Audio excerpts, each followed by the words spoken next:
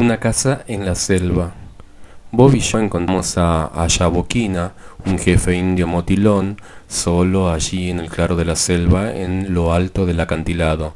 Tés verdes de plátanos y ramitas de mandioca ya asomaban por el suelo, y había suficiente espacio para que el ganado pastara en el área de 55 acres.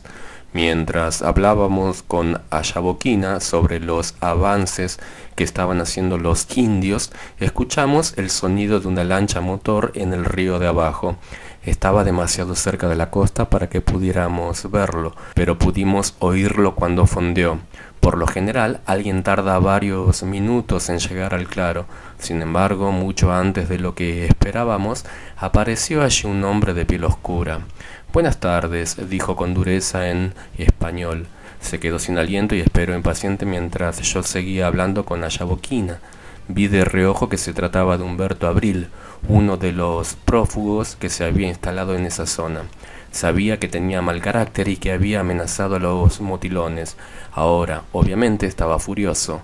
Cuando terminé mi conversación con Ayaboquina, le respondí: «Buenas tardes, Humberto». Estaba sudando profundamente y enormes gotas de sudor caían de su rostro hundido, que estaba contorsionado de tal manera que me sentía incómodo. «Vine aquí para decirles que se vayan de esta tierra», dijo. «Esta tierra es mía. Soy un colono colombiano. Tengo derecho a exigir tierras para colonizar y exijo estas tierras. Puedes irte». Estaba hablando conmigo, pero Bobby lo interrumpió. «Y tengo algo que decir». Habló despacio y con calma, pero con mucho énfasis. «Esta tierra es nuestra. Siempre ha sido nuestra. Y siempre será nuestra tierra. Ya les hemos cedido muchas tierras. Hace 6 meses les cedimos parte de nuestra tierra a ti, según tu demanda. ¿Y qué hiciste? Las vendiste. Y ahora exiges aún más, pero no daremos nada más. Protegeremos lo que es nuestro». El cuello se estiró como cuerdas de acero. Su rostro se sonrojó intensamente. Luego los soltó y se quedó allí temblando.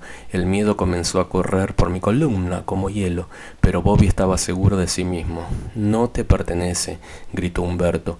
«Cállate, indio sucio». La saliva salió por las comisuras de su boca y dejó pequeñas marcas en su rostro congestionado.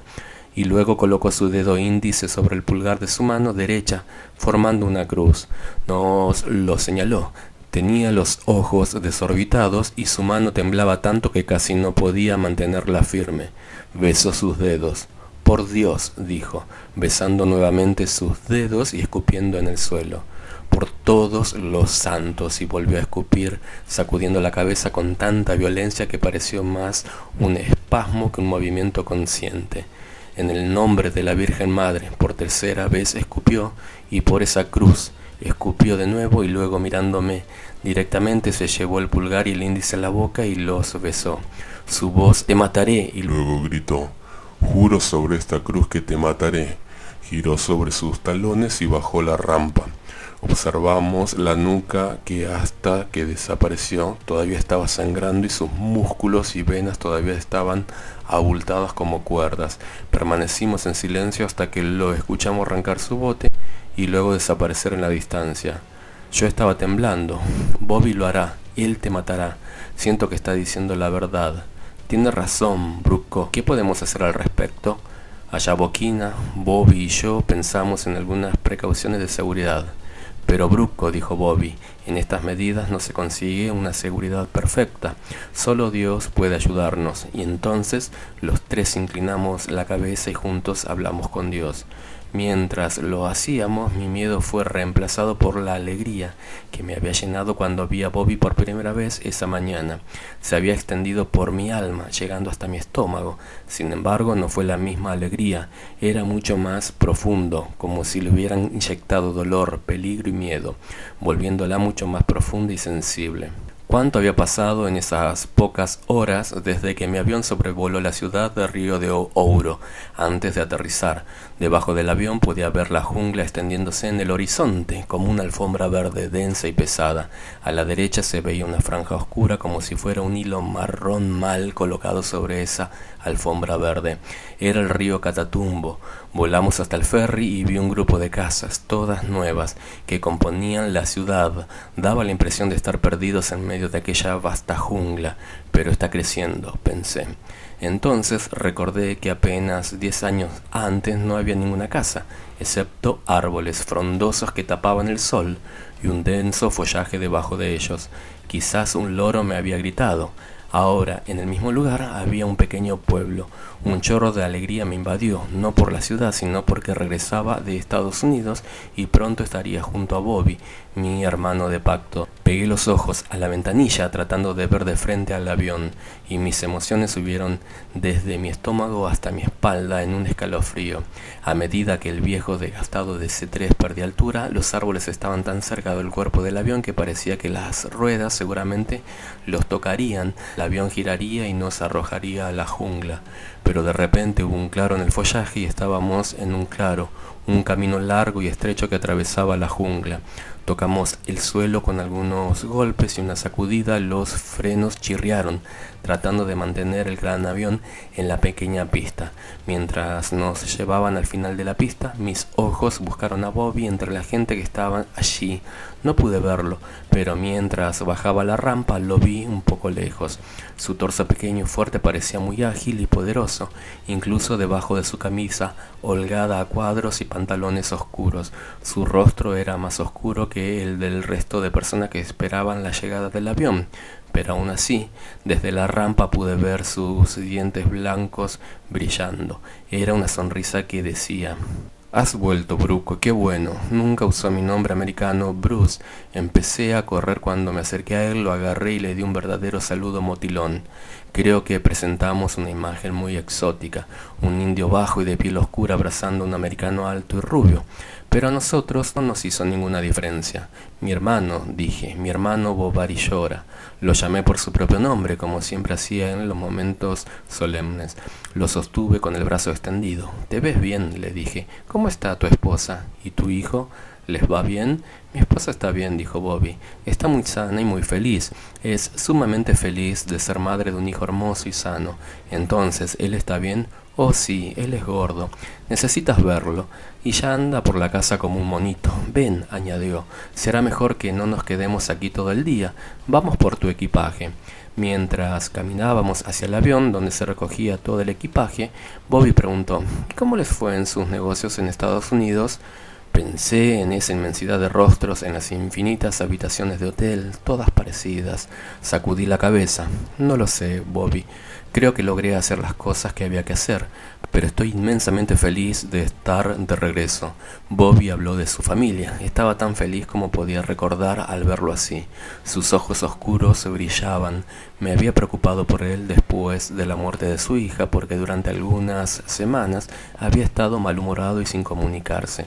Ahora sentía que no podía dejar de sonreír. Después de recoger nuestro equipaje, decidimos comer algo. Nos dirigimos al pequeño pueblo que se fundó exactamente al lado de la pista de aterrizaje. Sus calles estrechas, cubiertas de piedras, estaban llenas de casas nuevas, con sus paredes laterales aún sin pintar y oliendo a madera nueva, sus techos de hojas aún brillando entre las casas viejas, con techos de palmeras. Eran cosas estrechas y tambaleantes que daban la impresión que no podrían durar mucho más. No había comido nada en el avión y Bobby se rió de la forma en que me estaba llenando de delicias colombianas. «A partir de ahora tendré el estómago lleno, Bruco», dijo. Sabía lo que quería decir, porque para un motilón tener el estómago lleno significa que no querría más alimento, significaba contentamiento, satisfacción con la vida, alegría. Había expresado muy bien lo que sentía. «¿Cómo va el ganado?», yo pregunté. «Esto va muy bien. La semana pasada estuve un poco preocupado por este programa, porque algunas de las vacas que se quedan en la meseta se enfermaron. De hecho, una de ellas murió. Pensé que tendría que hacer todo el trabajo solo y cuidarlas hasta que recuperaran su salud. Sin embargo, todo salió bien. Los propios jefes se ocuparon del problema, dieron la medicina exacta y cuidaron a las vacas hasta que se curaron por completo. Ahora parece que están todos bien, dando mucha leche». Se inclinó hacia adelante con aire algo burlón. En realidad, Bruco, en Iquia Carora sobraba leche y se estaba echando a perder. Entonces hicimos queso. «¿Qué? ¿Hiciste queso? ¿Cómo hicieron eso? Fingí estar sorprendido. ¿Por qué no? Lo hicimos simplemente como una persona siempre que hace queso. Luego empezó a reírse y yo debí parecer sorprendido. Teníamos las pastillas que nos dejaste. Entonces leímos las instrucciones y descubrimos cómo se hacía. Todo salió muy bien. Puedes probarlo cuando lleguemos a Ikeakarora. Si aún no has terminado. Me recosté en mi silla bastante sorprendido. Hace 10 años Bobby era simplemente un chico amigable, con una sonrisa maravillosa, y ahora era el líder de un pueblo. Quizás la elaboración de queso en sí misma no fuera tan importante. Sin embargo, demostró que los motilones eran un pueblo en sí mismo. Bobby, le dije, ahora eres el líder de tu pueblo. Es una gran responsabilidad. Sacudió los hombros. Bueno, en realidad no lo soy. Hay muchos otros hombres capaces de ocupar mi lugar. Y además, Bruco, Jesucristo camina por nuestros caminos. Él conoce nuestros caminos y sabe qué cosas necesitamos. Mientras no le volvamos a engañar, Él será nuestro verdadero guía. Estuve de acuerdo, sacudiendo la cabeza afirmativamente. Bruco, dijo Bobby, hay que ver las escuelas, están superpobladas. La mayoría de los estudiantes ya leyó los libros que tradujimos y piden más, especialmente más del Nuevo Testamento. Hablan de las cosas que están aprendiendo como si estuvieran hablando de una cacería. Los mayores también. Necesitamos ponernos manos a la obra y traducirles más. De lo contrario, nos dejarán en paz. Me reí. Bueno, empezaremos a trabajar en eso tan pronto como podamos. Debería ser mucho más rápido ahora que tenemos traducidas la mayoría de las palabras difíciles. La idea de tener más traducciones por hacer me hizo bastante feliz. Una cosa es segura, aprendí mucho sobre la Biblia haciendo este trabajo. Recordé la palabra. Estoy muy feliz de estar de vuelta contigo, Bobby, dije. Te extrañé mucho todo el tiempo que estuve fuera. Creo que simplemente estoy atado a motilones. Y estamos atados a ti, Bruco. El camarero nos sirvió café, espeso y humeante. Mientras Bobby revolvía su café, su sonrisa se convirtió en un ceño fruncido. Hemos tenido muchos problemas con los colonizadores de la Tierra. Nos han enviado varias cartas amenazantes. Los colonizadores nos habían molestado antes. Algunos de ellos eran fugitivos de prisión que vivían en las fronteras para evitar ser arrestados. Les interesaba tomar las tierras de los motilones como fincas propias y luego declarar ese territorio como lugar de refugio. ¿Qué es lo que quieres ahora?, yo pregunté. Ah, ya lo sabes, más tierra, más de nuestras tierras. Nos tratan como si fuéramos animales para ser arrojados en la dirección que les convenga. Entonces, ¿esperas de ellos verdaderos problemas o simplemente amenazas? No lo sé, Bruco. Quizá los problemas sean reales. La mayoría de los colonizadores parecen haberse unido a los marginados, y eso significa que no se detendrán por tan poco. Creo que si los fugitivos nos expulsan de nuestras tierras, acabarán apoderándose de ellas, ya que los fugitivos nunca tendrán derecho a poseer tierras. Entonces, ¿qué vas a hacer, Bobby? Su rostro se entristeció y miró hacia abajo. Bueno, te puedo decir una cosa. No les vamos a entregar más tierras nuestras. Hemos cumplido muchas veces y esto no tiene fin. Esta vez lo protegeremos nosotros mismos. Pero Bruco, dijo, mirándome, espero y rezo para que no lleguemos a ese punto. Tuve mucho tiempo para pensar en ello mientras navegábamos río arriba. Fue un viaje de 7 horas y el motor Briggs & Stratton hacía tanto ruido que nos era imposible hablar. Era increíble que los colonizadores volvieran a molestarnos. Fue una cosa de dos caras. Más de 3.000 colonos fueron atendidos por los indios motilones en sus centros de salud. Se sintieron felices de poder acudir a nuestros centros cuando necesitaron ayuda. Los motilones le entregaron sus drogas y medicinas. Sin embargo, cuando codiciaban la tierra de los motilones, hacían cualquier cosa para conseguirla. Miré a Bobby, que dirigía el barco, y sonreí. Qué extraño era estar en este lugar y sentir lo que sentía por estas personas. Fue Dios quien me había traído allí. Nunca habría llegado solo. Y aunque hubiera querido, nunca habría alcanzado y superado todos los problemas, soportando la soledad y los peligros. De hecho, yo mismo nunca habría salido de mi hogar en Minneapolis si no hubiera tenido tu presencia poderosa y determinante dentro de mí.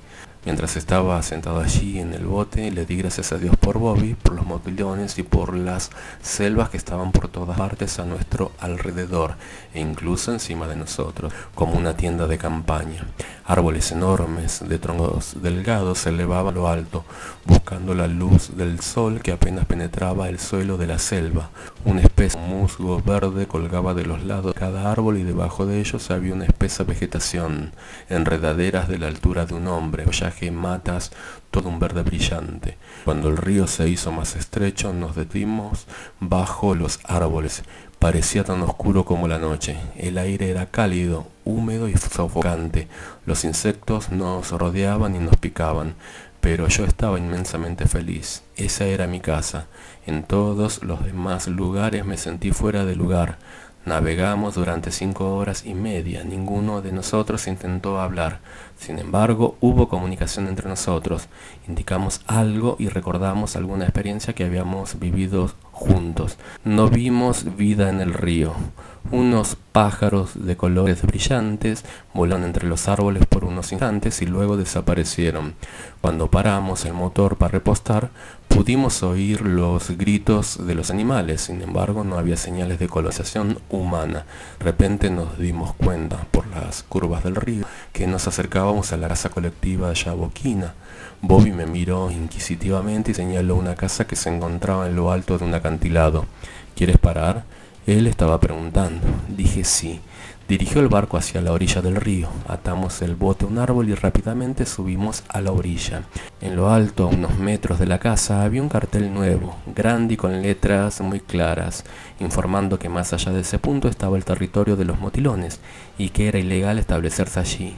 Indiqué el cartel. Finalmente, el gobierno ordenó instalarlo, ¿no? Sí, hace 2 semanas, de regreso a la casa, preguntamos por Yaboquina y una de las mujeres nos dijo que estaba en el claro más cercano. Estaban construyendo una casa nueva cerca y habría una escuela y un centro de salud. Fue allí donde encontramos a Yaboquina y fuimos amenazados por Humberto Abril. Más tarde pensé en esas palabras: por esta cruz te mataré. Eran amenazadores, helados. ¿Eran simplemente una plaga o una maldición? ¿Una amenaza o significaba mucho más? ¿Eran proféticos de algo que la cruz aún haría por nosotros? Era la cruz que me había encantado, los motilones, y como la recompensa era amada por ellos, pero también fue por la cruz que moriría. ¿Fue también por la cruz que Bobby moriría?